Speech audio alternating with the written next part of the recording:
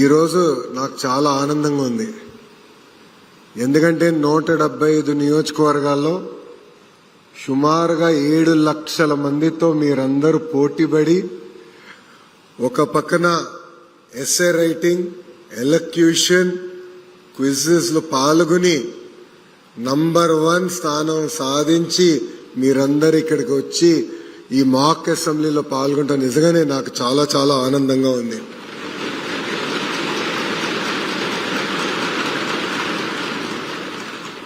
ఈ మాక్ అసెంబ్లీ అనేది ఒక ఉదాహరణ. అంటే మన మనసులో ఒకటి సాధించాలి అనుకున్నప్పుడు దాని వెనకాల ఎంత కష్టం ఉంటుంది. ఇక్కడ ఈ వేదిక పైన పెద్దలందరినీ కన్విన్స్ చేసాల్సి వచ్చింది. నా ఆలోచన అయితే శాసనసభలోనే పెట్టాలని గౌరవ స్పీకర్ గారితో కూడా నేను అనేక సార్లు చర్చించాను. అప్పుడు ఆయన పార్లమెంట్ ప్రాక్టీసెస్ రూల్ బుక్ తీసుకొచ్చి అసెంబ్లీలో పెట్టలేం, కానీ అసెంబ్లీ ప్రాంగణంలో పెట్టే బాధ్యత నేను తీసుకుంటానని గౌరవ స్పీకర్ గారు చెప్పారు. అయినా నేను ఒప్పుకోలేదు. ఆయనతో చివరి దశ వరకు కూడా పోరాడా. కానీ ఆ పోరాటం ఫలితమే ఈరోజు ఇక్కడ మన మాక్ అసెంబ్లీ ఏర్పాటు చేసుకుంటాం జరిగింది. ఇది చూసిందా నాకు అనిపించింది, నేను స్కూల్కి వెళ్లే సమయంలో కూడా మాక్ అసెంబ్లీ ఉంటే బాగుండేదని. అప్పుడే రూల్స్, పార్లమెంట్ ప్రొసీజర్స్ ఇవన్నీ తెలుసుకునే అవకాశం ఉండేది. నాకు అవకాశం దక్కలేదు, మీకు ఈరోజు అవకాశం దక్కింది. ఈరోజు మనం చూసింది living class room of democracy. మీరు ఇక్కడ చూస్తే స్పీకర్ ని మనం ఎట్లా ఎన్నుకోవాలి, షార్ట్ డిస్కషన్స్ అంటే ఏంటి, కాలింగ్ టు అటెన్షన్ డిస్కషన్ అంటే ఏంటి, 0 అవర్ అంటే ఏంటి, బిల్స్ ఎలా ఇంట్రడ్యూస్ అవుతాయి, బిల్స్ పైన ఎట్లా చర్చ జరుగుతాయి, ఇవన్నీ కూడా మీరు ఈరోజు చూస్తాం జరిగింది. దీంట్లో అనేక ప్రశ్నలు కూడా మీరే రూపొందించారు, బిల్స్ కూడా మీరే తీసుకొచ్చారు. ఇది కేవలం ఒక్కసారే కాదు, ఎవ్రీ ఇయర్ యాక్టివిటీ చేయాలేది మన ప్రభుత్వం లక్ష్యం. రైతుల సమస్యలపైన మాట్లాడడం, పిల్లలు చిన్న వయసులో సెల్ ఫోన్లకు ఎట్లా ఎడిక్ట్ అవుతున్నారో కూడా మనం చర్చించాం. యాంటీ డ్రగ్స్ క్యాంపెయిన్ గురించి కూడా మనం మాట్లాడటం జరిగింది. ఇది నేను మీ అందరికీ విషయం చెప్పాలనుకుంటున్నా. డెమోక్రసీ అనేది సర్వైవ్ అవ్వాలంటే దానికి ఒక డిసిప్లిన్, డెకోరం, రెస్పెక్ట్ చాలా చాలా అవసరం. శాసనసభకు వచ్చినప్పుడు ఎమోషన్స్ ఉంటాయి.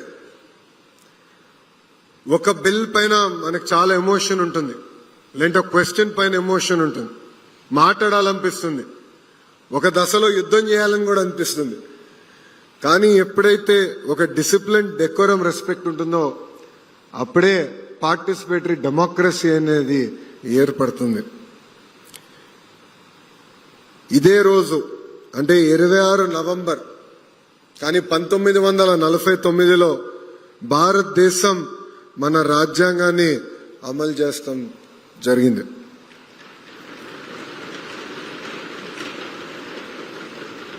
ఎంతో చర్చలు జరిగినాయి, ఎంతో మంది కృషితో మన రాజ్యాంగం మనం ఏర్పాటు చేసుకున్నాం. ఇప్పుడే పెద్దలు చీఫ్ సెక్రటరీ విజయానంద్ సార్ చెప్పినట్లు కేవలం మనం మన ప్రాథమిక హక్కుల గురించి కాదు, ప్రాథమిక బాధ్యతల గురించి కూడా తెలుసుకోవాల్సిన అవసరం మనందరి పైన ఉంది.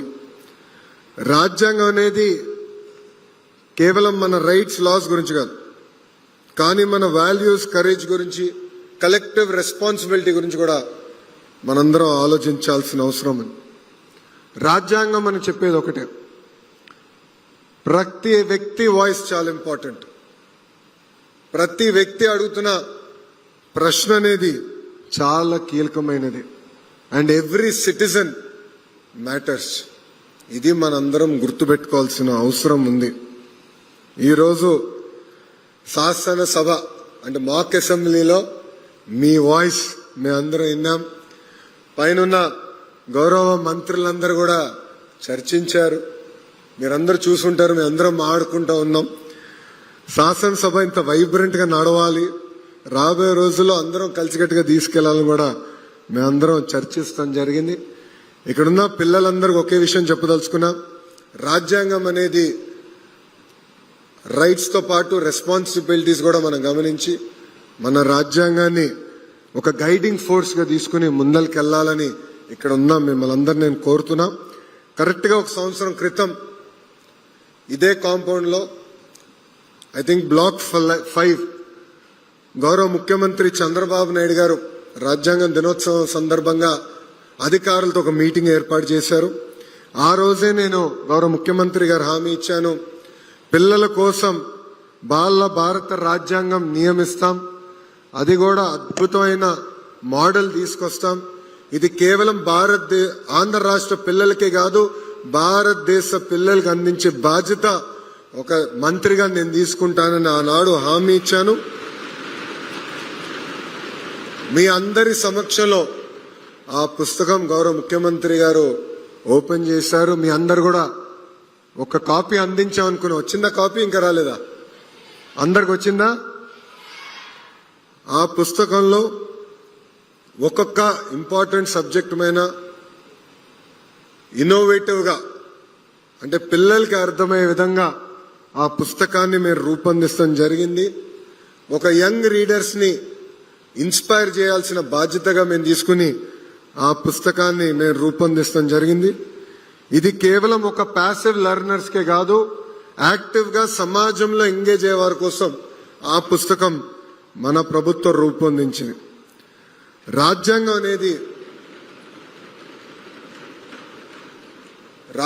అనేది భారతదేశాన్ని ఒక సోల్ లాంటిది. అందుకే ఆ పుస్తకంలో ఇన్స్పైరింగ్ టేల్స్ అంటే మహాత్మా గాంధీ గారి గురించి, బాబాసాహెబ్ అంబేద్కర్ గారి గురించి, నెహ్రూ గారి గురించి, సర్దార్ వల్లభాయ్ పటేల్ గారి గురించి, మౌలానా ఆజాద్ గారి గురించి, ఇట్లా అనేక మంది మహనీయుల గురించి కూడా మేము ఆ పుస్తకంలో రూపొందిస్తాం జరిగింది. నేను ఈ కార్యక్రమం రూపొందించిన తర్వాత మంగళగిరికి చెందిన కనక పుట్లమ్మ గారిని, ఎక్కడున్నావు తల్లి? మంగళగిరి శాసనసభ్యురాలు, అదిగో తల్లి అక్కడుంది. తల్లిని నేను ఇంట్లో పిలిపించుకుని ఈ మీటింగ్ వచ్చే ముందల నిన్న కలుస్తాం జరిగింది. వాళ్ళ కుటుంబం స్టోరీ అంటే నిజంగా నేను చాలా ఇన్స్పైర్ అయ్యా. వాళ్ళ తండ్రి పోలియోతో బాధపడుతూ తల్లిదండ్రులు పొద్దున 3:30కి లేసి ఏకంగా కూరగాయల కొనుగోలు చేసి ఆ కూరగాయలు అమ్మి ఇల్లుని చూసుకుంటే, ఇక్కడున్న చెల్లమ్మ, ఆమెకున్న చెల్లి ఇద్దరు వాళ్ళే రెడీ అయ్యి పొద్దున్న స్కూల్కి వెళ్ళి బాగా చదివి ఆమె ఈరోజు ఒక క్లాస్ టాపర్ గా మన ముందర నిలబడుతుంది. ఇట్లా మీ అందరి సక్సెస్ లో తల్లిదండ్రుల కృషి చాలా ఉంది, వాళ్ళ కష్టం చాలా ఉంది.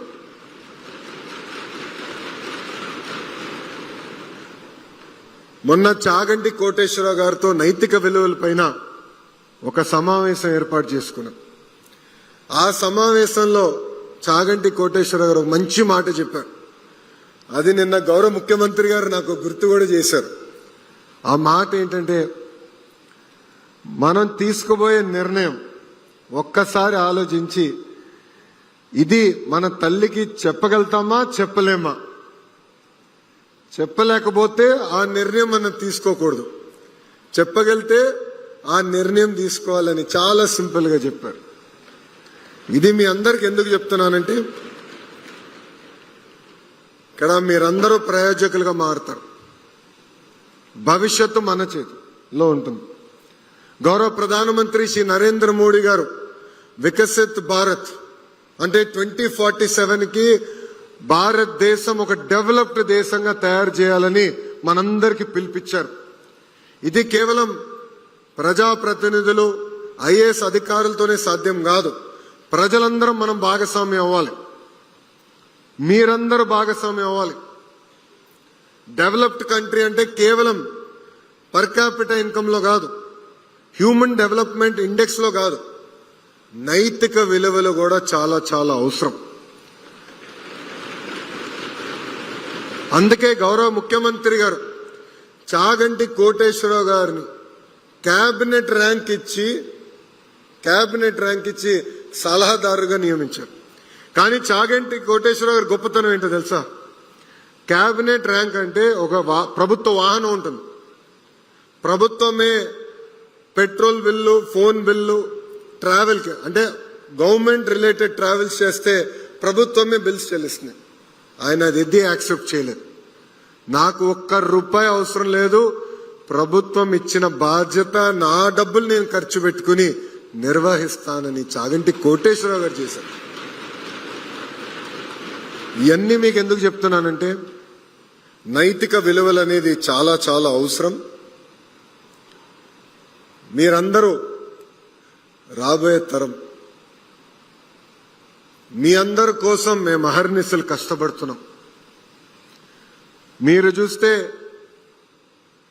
ప్రజాప్రభుత్వం వచ్చిన తర్వాత 1 క్లాస్ 1 టీచర్, ఇక్కడ చాలా మంది పిల్లలు తెలుసు, ప్రాథమిక పాఠశాలలో 1st class to 5th class కొన్ని స్కూల్స్ లో ఒకే టీచర్ ఉంటారు. ఇప్పుడు కూడా ఉన్నారు, అన్ని సమస్యలు పరిష్కరించే ఉన్నారు.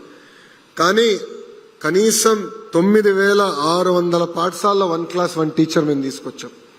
మీరు చూశారు, మెగా పేరెంట్ టీచర్ మీటింగ్ కూడా ఏర్పాటు చేశాం. ఎందుకంటే మీరు ఉపాధ్యాయులు తల్లిదండ్రుల అనుసంధానం అవ్వాల్సిన అవసరం ఉంది. నేను మళ్ళీ రిపీట్ చేస్తున్నా, ఇక్కడున్న పిల్లలు, ఉపాధ్యాయులు, తల్లిదండ్రుల అనుసంధానం అవ్వాల్సిన అవసరం ఉంది. ప్రభుత్వం చేయాల్సిన బాధ్యత మేము నెరవేర్చాల్సిన బాధ్యత మేము చేస్తాం, ఎలాంటి సందేహం లేదు. కానీ మనం ప్రయోజకులుగా మారాలి. సమాజాన్ని మనం లీడ్ చేయాలంటే తల్లిదండ్రుల బాధ్యత కూడా చాలా ఉంది. ఈరోజు క్రమశిక్షణ పట్టుదల నాలో ఉందంటే దానికి కారణం నా తల్లి భువనేశ్వరి గారు. చిన్న వయసు నుంచి మీ తల్లిదండ్రులు మిమ్మల్ని కొడతారు లేదు నాకు తెలియదు, కానీ చిన్నప్పుడు మా అమ్మ నన్ను కొట్టేది. ఒక్క చిన్న తప్పు చేసినా గట్టి కొట్టేది. ఇప్పుడు కూడా ఒక పదం అటు ఇటు తూలినా ఇమ్మీడియట్గా నాకు మెసేజ్ పెడుతుంది, నువ్వు మాట్లాడి నాకు ఇష్టం లేదు, ఇట్లా నువ్వు మాట్లాడకూడదని ఇప్పుడు కూడా చెప్తాను. సో అందుకే తల్లిదండ్రుల బాధ్యత కూడా ఉంది. అందరినీ మేము అనుసంధానం చేశాం. ఇంతేకాకుండా నేను కూడా కోరేది, ఇక్కడున్న మీ అందరి నుంచి కొన్ని విషయాలు ఉన్నాయి. తెలుగు వాడక భాషల్లో కొన్ని పదాలు ఉంటాయి,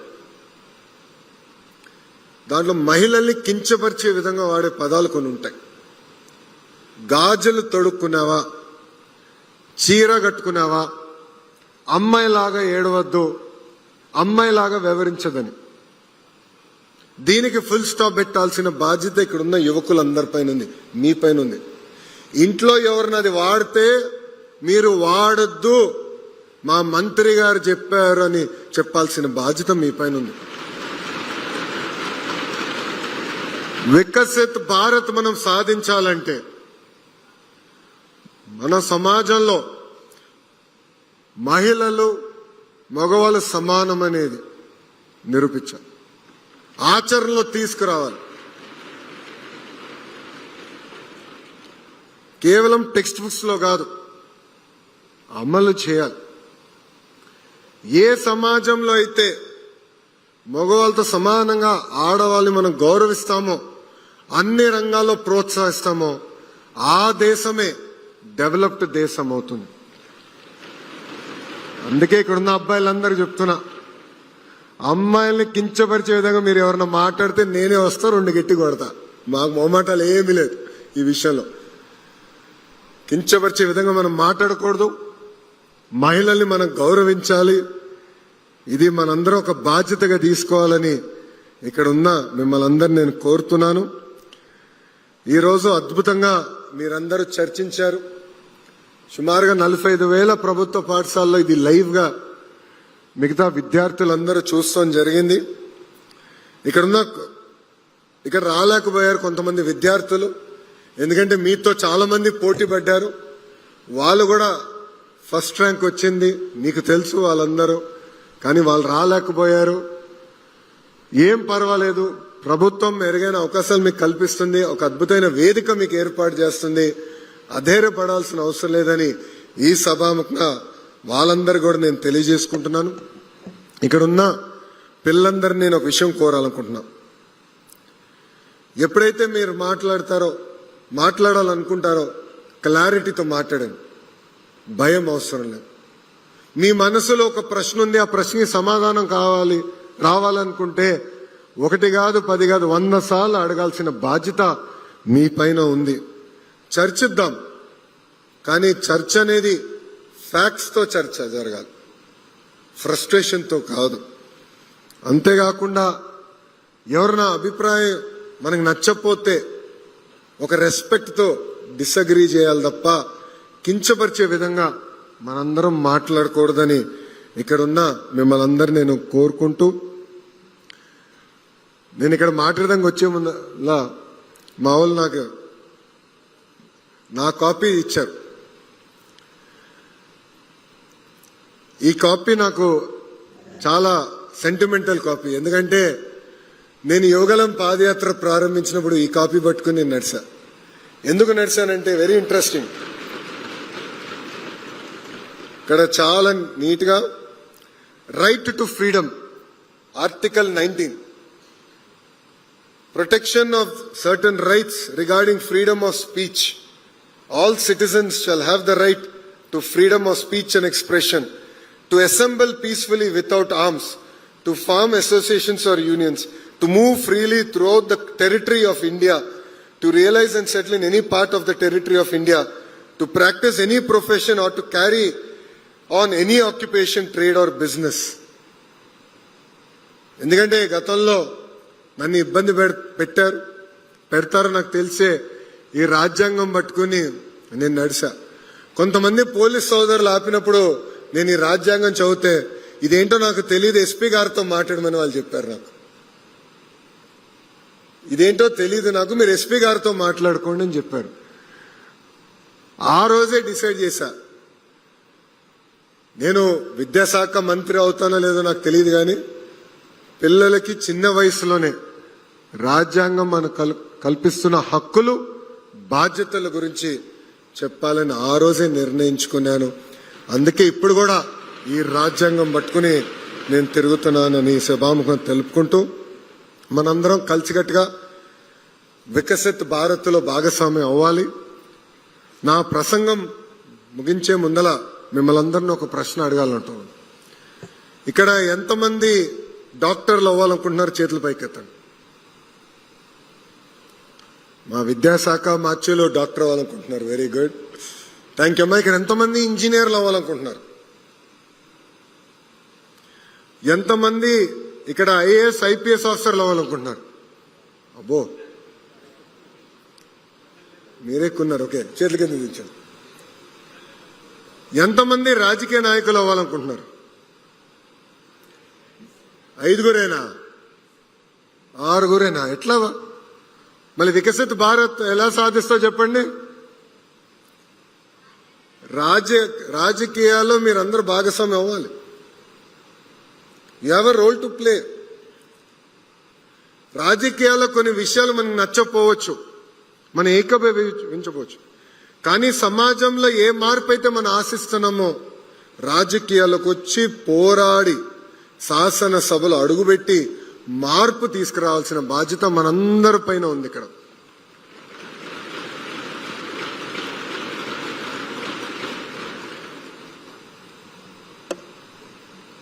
తల్లిదండ్రుల ప్రోత్సాహంతో నేను కార్నిగి మెల్లన్లో చదివా, వరల్డ్ బ్యాంక్ లో 2 సంవత్సరాలు పనిచేశా, స్టాన్ఫర్డ్ ఎంబీఏ చేశా, తిరిగి 5 సంవత్సరాలు హెరిటేజ్ చూసుకున్నా, దాని తర్వాత రాజకీయాల్లోకి వచ్చా. స్టాన్ఫర్డ్ లో ఒక ఎస్సే ఉంది, ఇప్పుడు కూడా ఎస్సే ఉంది. ఆ ప్రశ్న ఉంటుంది, what matters to you most and why. So Stanford ఎంబీఏకి అప్లై చేయాలంటే మార్క్స్ తో పాటు ఎస్సేస్ రాయాలి. నేను రాసినప్పుడు 2 ఎస్సేలు ఉన్నాయి, ఇప్పుడు పెంచారంట 4 ఉన్నాయి. కానీ ఈ ప్రశ్న ఇంకా ఉంది, what matters to you most and why. ఆ రోజు నేను ఏదైతే ఎస్ఏలో రాశానో అదే నేను ఆచరించాను. పబ్లిక్ సర్వీస్కి రావాలి, పాజిటివ్ లీడర్షిప్ తీసుకురావాలి. అప్పుడే సమాజంలో ఏ మార్పు అయితే మనం ఆశిస్తున్నాం అది మనం సాధించగలుగుతామని నేను చెప్పాను. సో ఇక్కడున్న మిమ్మల్ని అందరూ కూడా నేను కోరుతున్నాం. కొన్ని రాజకీయాల్లో అన్నీ నచ్చితే అన్నాం, కానీ అది మార్చాలంటే రాజకీయాల్లోకి వచ్చే మనం మార్చగలుగుతాం. అది ఇక్కడ ఉన్న మీరు అందరూ ఆలోచించాలని ఈ సభాముఖం నేను కోరుకుంటూ, రాజకీయాల్లో పాల్గొనాలి, చర్చించాలి, ఇంట్లో కూడా మాట్లాడాలి.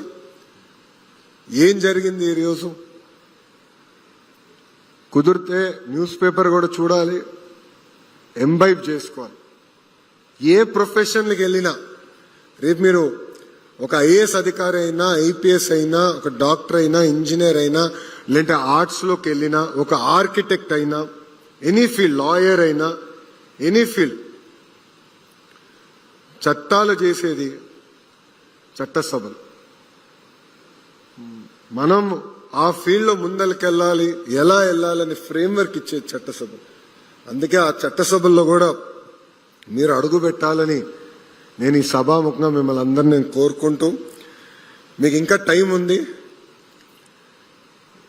ఎందుకంటే ఇక్కడ 8th క్లాస్ నుంచి 10th క్లాస్కే టైం ఉంది. ఇప్పుడే రాజకీయాల్లోకి రమ్మని నేను చెప్పట్లేదు, కానీ always keep this in mind. Think about us, think about politics, think about the change you want to bring in politics, think about the positive leadership you want to see in politics, and debate, discuss. And చివరిగా మిమ్మల్ని అందరినీ ఒకటే కోరుతాను, మీరు ఏ రంగానికి వెళ్ళినా, ప్రపంచంలో ఏ దేశానికి వెళ్ళినా, make Andhra Pradesh proud and make India proud.